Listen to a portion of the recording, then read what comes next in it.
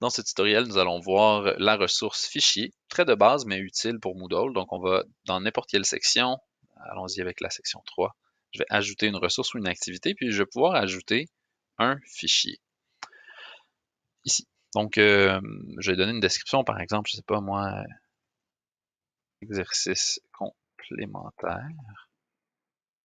Et là, je vais venir rejoindre un fichier PDF. Donc, ici, je vais l'ouvrir. Puis je vais déposer. Les fichiers PDF peuvent être affichés dans Moodle. Par contre, par exemple, les Word vont être téléchargés.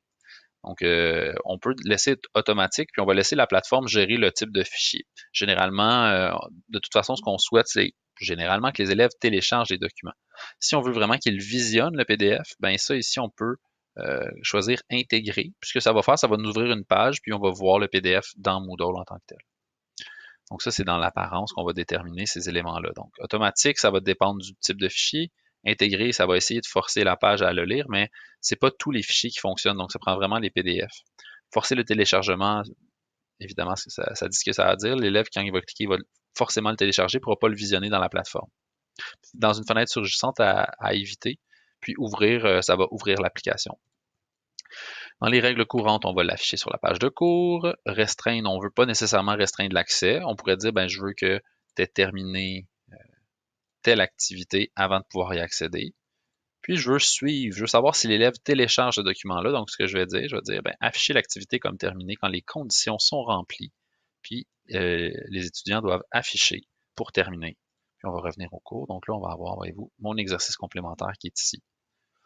Donc là, quand on clique dessus, normalement, ça l'ouvre et on peut le consulter directement. On a toujours l'option de télécharger quand même, puis d'imprimer.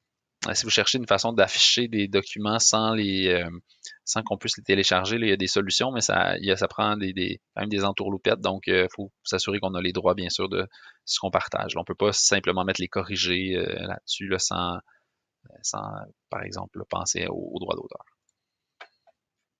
Donc voilà, les fichiers, il y a plein de façons de s'en servir, mais de base, ça va être comme ça. Ensuite, on peut créer des dossiers.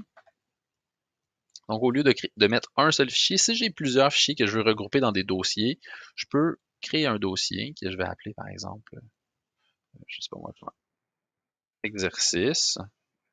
Puis là, là-dedans, je peux mettre une série là, de fichiers. Donc.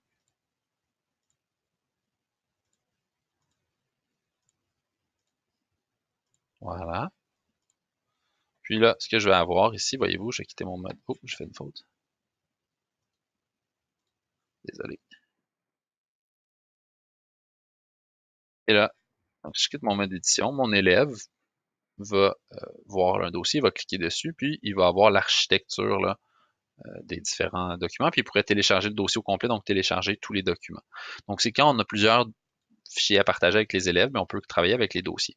Donc, fichiers et dossiers, deux activités, deux ressources intéressantes de Moodle qui nous permettent vraiment d'aller offrir à des élèves des ressources à des moments précis. Parce que souvent, avec des environnements d'apprentissage, par exemple, comme avec Teams, c'est pas nécessairement évident de structurer le rythme auquel les élèves ont accès aux choses. Donc là, avec les fichiers qui sont dans des sections, qui peuvent être masqués selon ce qu'on a réussi de faire, mais là, on se retrouve avec une architecture qui peut être quand même intéressante d'accéder à différentes activités ou à différents fichiers à des moments clés. Voilà.